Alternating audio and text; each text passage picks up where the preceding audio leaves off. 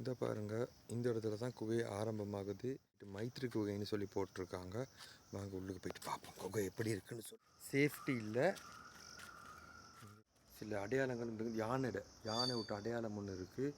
ஆனால் அதில் மான் தான், அந்த மானோடுது சூப்பராக இருக்குது.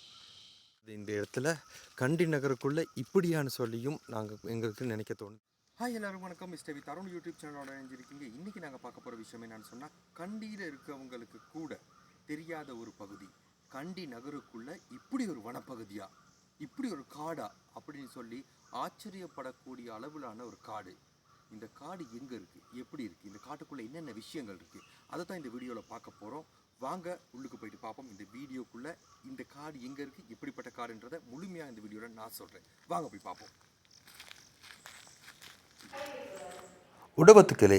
இந்த உடவத்துக்கிளை எங்கே இருக்குன்னு சொல்லி பார்த்தோம்னு சொன்னால், கண்டி நகர் மத்தியில் இருக்கக்கூடிய மாநகர சபை கட்டிட தொகுதிக்கு முன்புறமாக செல்லக்கூடிய வீதியிலிருந்து சுமார் ஒரு 300 மீட்டர் தொலைவில் தான் இந்த பகுதி ஆரம்பமாகுது.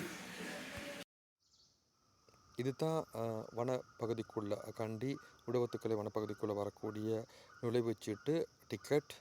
இது 70 ரூபான்னு சொல்லி மென்ஷன் பண்ணியிருந்தாலும் 75 ரூபா வரை அதிகரிக்கப்பட்டிருக்குன்னு சொல்லி இந்த மேலே குறிப்பிட்டிருக்காங்க. ஸோ 75 ரூபா எடுத்தாங்க நாங்கள் உள்ளே வர்றதுக்கு. இப்படியே கண்டிக்குள்ளே நாங்கள் கண்டியிலேருந்து, கண்டி மாநகர சபையிலேருந்து உள்ளுக்கு வந்தோன்னே இருக்கக்கூடிய வனப்பகுதி தான் இந்த வனப்பகுதி உடவத்துக்கிளைன்னு சொல்லி பாருங்கள். அப்படியே கிளைமேட் ஃபுல்லாக சேஞ்ச் ஆகிருச்சு. குளுன்னு சும்மா அப்படியே ஒரு குளுமையான ஒரு பிரதேசமாக இருக்குது.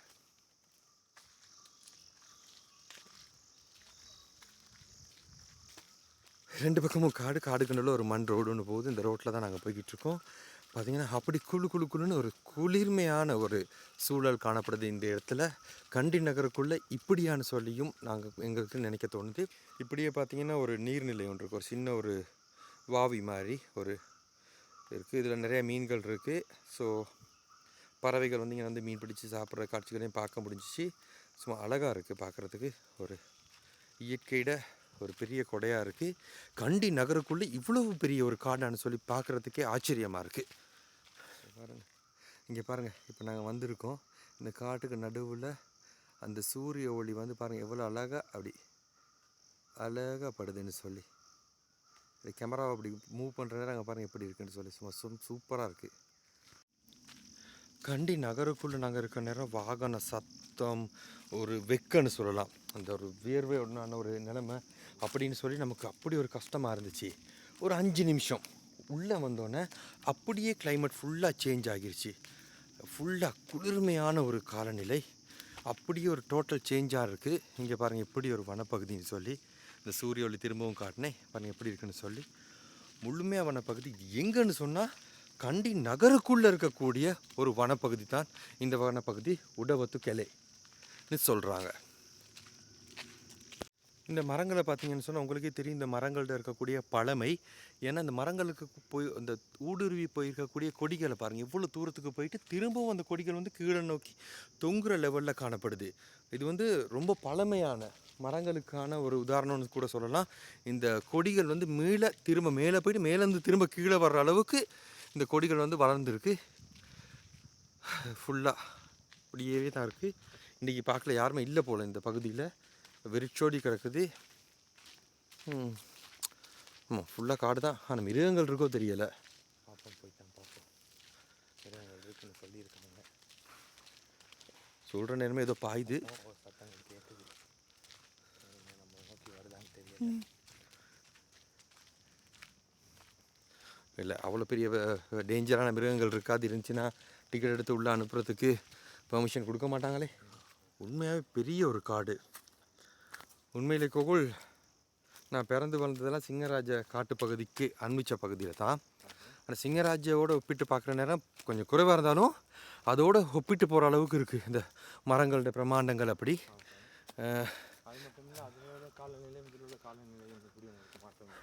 இல்லை, அதில் இருக்க காலநிலை உண்மையாக ரொம்பவே கூல். அது ரொம்பவே ஈரவலய பகுதி தானே, ரொம்ப கூல் தான். அந்தளவு கூல் இங்கே இல்லாட்டியும். ஆனால் அந்த கண்டி நகரோடு ஒப்பிடுற நேரம் கண்டி நகர்லேயே அதே பகுதியில் இருக்கக்கூடிய இந்த இது குளுமையாக இருக்க நேரம் ஒரு வித்தியாசம் ஒன்று தெரியுது. திசாவன காரியாலயம், நெரும்பும் குணமும், கண்டி டவுன் வியூ பாயிண்ட். சரி வாங்க கண்டி டவுன் வியூ பாயிண்ட் போய் பார்ப்போம். கூகுள் இப்போ காட்டூருக்கு வந்துட்டோம். ஆமாம், திரும்ப உங்களுக்கு கண்டி டவுனுக்கு தெரியுமா? வந்துட்டு போகிறத பார்ப்போம். இந்த பாருங்கள், உங்களுக்கு தெரியும் இந்த இடத்துல மான் இருந்தால் அந்த மானோடது சூப்பராக இருக்குது. அது மிருகங்கள் இல்லைன்னு கோகுல் சொன்னார். ஆனால் இங்கே பாருங்கள் மான் இருக்குத தெரியுதோ தெரியல உங்களுக்கு? அந்த ரைட் இப்போ தெரியும்.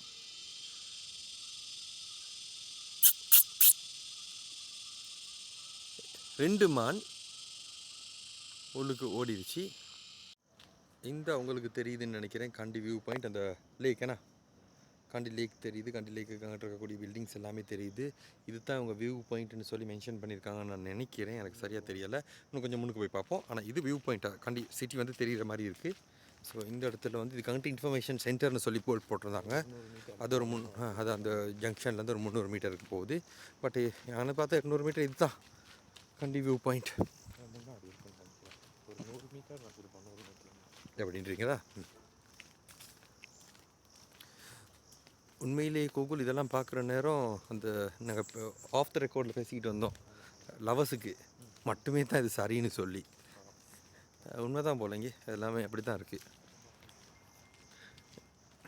இந்த இடத்துல லேக் தெரியுது, கண்டி லேக்குக்கு அங்கால வந்து வெஹிக்கிள்ஸ் எல்லாம் போகுது. அது அப்படியே பார்த்தோம்னா குயின்ஸ் ஹோட்டல் இருக்குது. அப்படின்னா தல்தா மாளிகை வந்து இந்த தல்தா மாளிகைக்கு நேராக பின்னால் தான் இருக்கும். நாங்கள் இது வந்து தல்தா மாளிகைக்கு நேராக பின்னால் தான் இருக்கும். இது தல்தா மாளிகைக்கு பின்னால் இருக்கக்கூடிய வனப்பகுதி. இந்த பாருங்க, அங்கே ஒரு விகாரை தெரியுது. அதே இடத்துல இதுதான் தல்தா மாளிகை. இந்த இருக்குது நான் இப்போ காட்டுற பகுதி. இந்த இடத்துல தான் தல்தா மாளிகை இருக்குது. தல்தா மாளிகை நேராக பின்னால் இருக்கும். அந்த இருக்குது குயின்ஸ் ஹோட்டலுக்கு அங்கிட்டு முன்னால் லேக் இருக்குது. லேக்குக்கு அங்கிட்டால் அந்த அப்படியே பஸ் ஸ்டாண்டுக்கு போகிற ரோட், இங்கே இங்கன்னைக்கு போகிற ரோட் அப்படி இருக்குது. இந்த சிட்டி ஃபுல்லாகவே தெரியுது. இதுதான் சிட்டி வியூ பாயிண்ட். நல்லாயிருக்கு. நான் வந்த நேரம் கொஞ்சம் வெயிலான நேரம் ஆகிடுச்சு. கொஞ்சம் ஈவினிங் ஆகி வந்தால் இன்னும் நல்லா இருந்திருக்கும். இல்லை மார்னிங் வந்து தான் நல்லா இருந்திருக்கும். இங்கே பாருங்கள், இந்த மரத்தில் இருக்க வேர்களை பாருங்கள், எவ்வளோ பெருசாக இங்கே பாருங்கள் இங்கே வரைக்கும் வருதுன்னு சொல்லி. இது இன்னும் வந்துக்கிட்டு அப்படியே போயிட்டு உள்ளுக்கு மறையுது. இந்த வேர் இந்த பெரிய மரத்தில் இவ்வளோ பெரிய பழமையான மரமாக இருக்கும்னா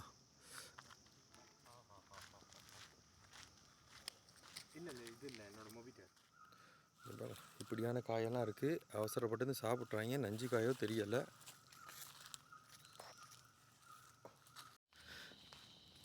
இங்கே பாருங்கள், இந்த பகுதிக்குள்ளே நாங்கள் உள்ளே வர நேராக ஒரு ரோடு ஒன்று போகுது. அது மண் ரோடு தான். பட் அந்த சத்தத்தை கேளுங்க, காட்டுக்குள்ளே இருக்கக்கூடிய அந்த சத்தங்களை.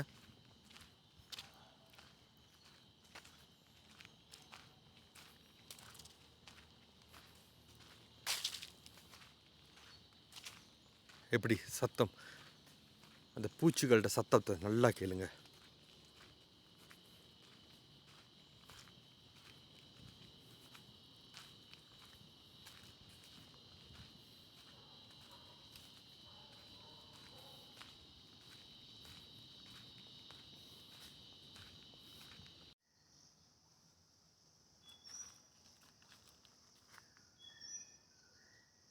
உள்ளுக்கு நிறையா பலாக்காய்கள், ஸ்ரீலங்காவில் சொல்லுவோம் பொலசுன்னு சொல்லி, நிறையாவே இருக்குங்க. பாருங்கள், இந்த காட்டுப்பகுதியில் நிறைய இடங்களில் இந்த பலாமரங்கள் இருக்குது. பலாமரங்களில் இந்த சிறு காய்கள் இருக்குது. இங்கே பாருங்கள், பாவம் இந்த குடைக்கு கீழே இருக்கக்கூடிய ஒருத்தர். இந்த பாருங்கள், இந்த இடத்துல தான் குகை ஆரம்பமாகுது. சீதா விஸ்தி அப்படின்ற ஒரு குகை. இங்கிட்டு மைத்ரி குகைன்னு சொல்லி போட்டிருக்காங்க. வாங்க உள்ளுக்கு போயிட்டு பார்ப்போம் குகை எப்படி இருக்குன்னு சொல்லி. உண்மையிலேயே எங்களுக்கு தெரியாது. ஒரு இங்கே பாருங்கள், ஒத்தேடி பாதை ஒன்று தான் போகுது. ஆமாம், பெரிய பள்ளம்.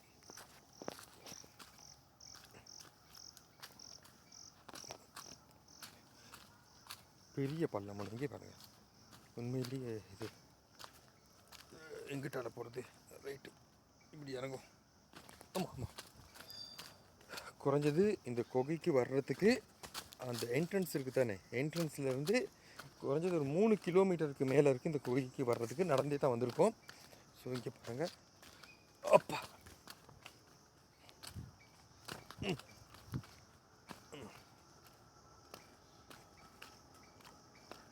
குகைன்னு சொல்லி ஒன்றையும் காணுமே.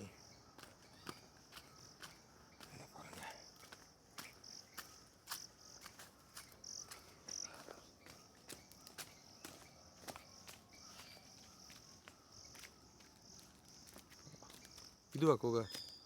இல்லை, அதில் வந்து ஒரு புத்தரோட ஒரு இது ஒன்று போட்டு வச்சுருக்காங்க. ஏன்னா சும்மா சித்திரை மாதிரி வந்து வச்சுருக்காங்க காலையில். சரி நாங்கள் கீழே இருக்கும். இந்த இருக்குது குகை.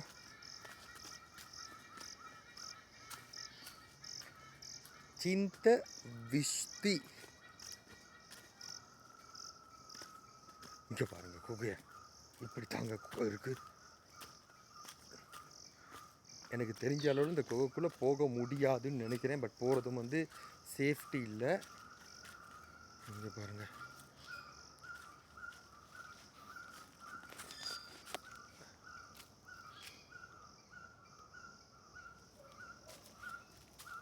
உண்மையாகவே பயமாக தான் இருக்குது உள்ளுக்கு போகிறதுக்கு. கோகுல் உள்ளுக்கு போகிறீங்களா? வேணாம் உள்ளுக்கு என்ன இருக்கோ தெரில.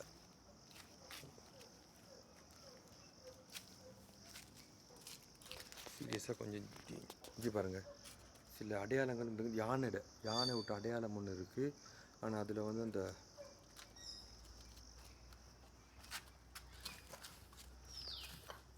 என்னது அந்த சிலை ஒன்று இருக்குது.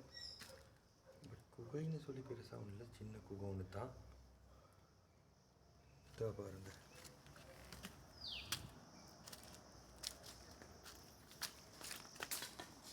சில அடையாளங்கள் இருக்குங்க எனக்கு. மண்ட போய் இங்கே பாருங்க ஓட்டுறது. இந்த பாருங்க மராணி.